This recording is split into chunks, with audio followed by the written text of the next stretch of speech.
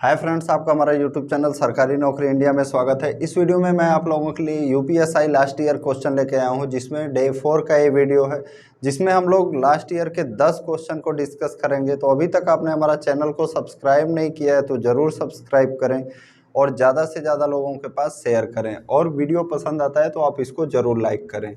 अब स्टार्ट करते हैं हम आपका पहला क्वेश्चन से। पहला क्वेश्चन है, भारतीय संविधान के अनुच्छेद 22 के अनुसार अधिकतम कितने समय के भीतर गिरफ्तार करके हिरासत में लिए गए किसी व्यक्ति को निकटतम मजिस्ट्रेट के समक्ष प्रस्तुत करना चाहिए। तो देखिए, यदि किसी व्यक्ति को अनुच्छेद 22 के तहत जो है गिरफ्तार किया गया है तो पूछ रहा है कि कितने घंटे के भीतर जो है मजिस्ट्रेट के समक्ष प्रस्तुत करना चाहिए। तो अनुच्छेद 22 में आपका निवारक निरोध के बारे में बताया गया है, गिरफ्तारी से संरक्षण के बारे में। किसमें? निवारक निरोध और गिरफ्तारी से संरक्षण के बारे में। तो इसमें जो आपका सही आंसर हो जाएगा, आने जाने के समय को छोड़कर 24 घंटे के भीतर जो है मजिस्ट्रेट के समक्ष प्रस्तुत करना पड़ता है। और ये नॉर्मल कंडीशन के लिए है, उसमें जो है कंडीशन अलग अलग हो सकती है।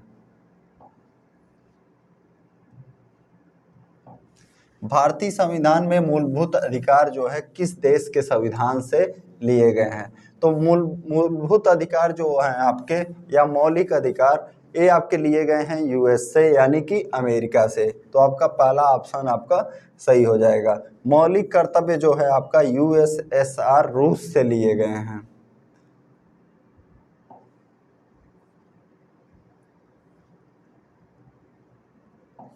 प्रारंभ में कितने मौलिक अधिकार दिए गए थे? तो प्रारंभ में जो है मौलिक अधिकार 7 थे, जिसमें आपका संपत्ति का भी अधिकार था। एक क्या था? संपत्ति का भी अधिकार। लेकिन वर्तमान में अभी सिर्फ 6 मौलिक अधिकार हैं। आपका संपत्ति का जो अधिकार है, संपत्ति का अधिकार को 44 अमेंडमेंट 1978 के तहत इसको मौलिक अधिकार से निकाल के विधिक अधिकार बना दिया गया और इसको अनुच्छेद 300 क में डाल दिया गया।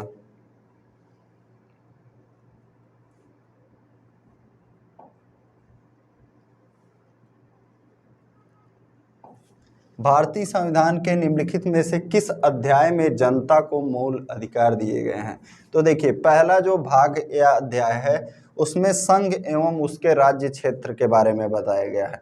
भाग 2 जो है उसमें आपका नागरिकता के बारे में दिया गया है। उसके बाद आता है भाग 3 और उसी में जो है आपका मौलिक अधिकार के बारे में बताया गया है। भाग 3 जो है आपका कहाँ से कहाँ तक है? अनुच्छेद 12 से लेके अनुच्छेद 35 तक।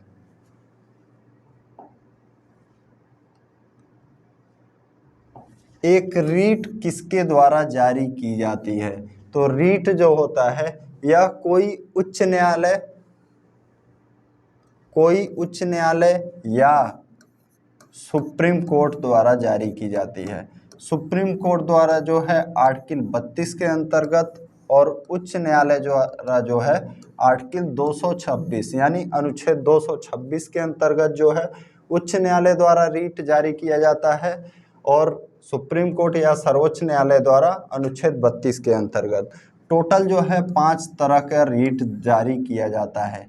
एक होता है आपका बंदी प्रत्यक्षीकरण, दूसरा परमादेश, तीसरा उत्प्रेषण, चौथा प्रतिषेध, पांचवा अधिकार परीक्षा।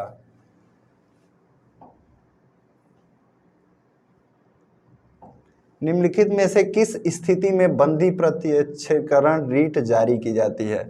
तो देखिए, दोषपूर्ण पुलिस नजरबंदी की स्थिति में जो है बंदी प्रत्यक्षीकरण रीट जारी की जाती है।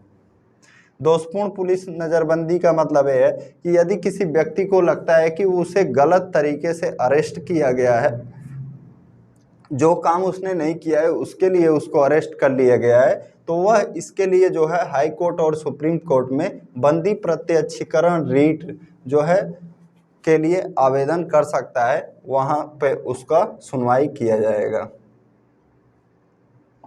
निम्नलिखित रीट में से किसका शाब्दिक अर्थ यह है कि सशरीर प्रस्तुत करो?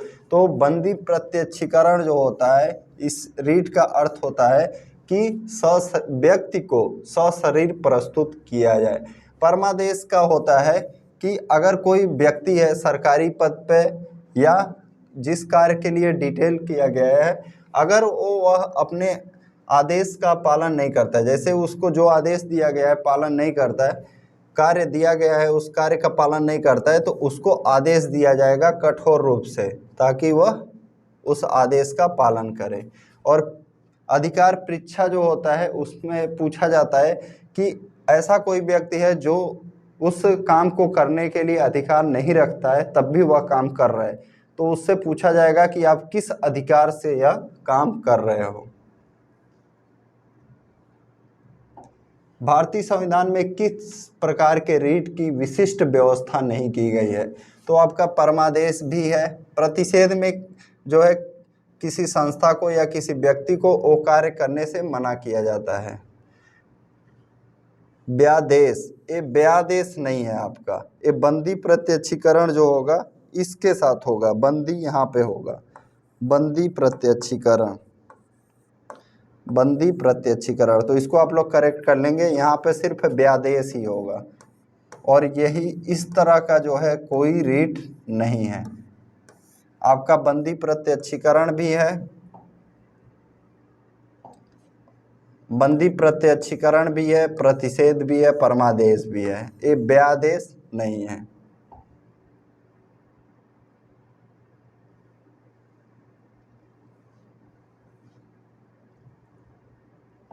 भारतीय संविधान के अनुसार जीवन का अधिकार क्या है? तो जीवन का अधिकार जो है अनुच्छेद 21 के अंतर्गत मौलिक अधिकार है। किस अनुच्छेद के अंतर्गत? अनुच्छेद 21 के अंतर्गत।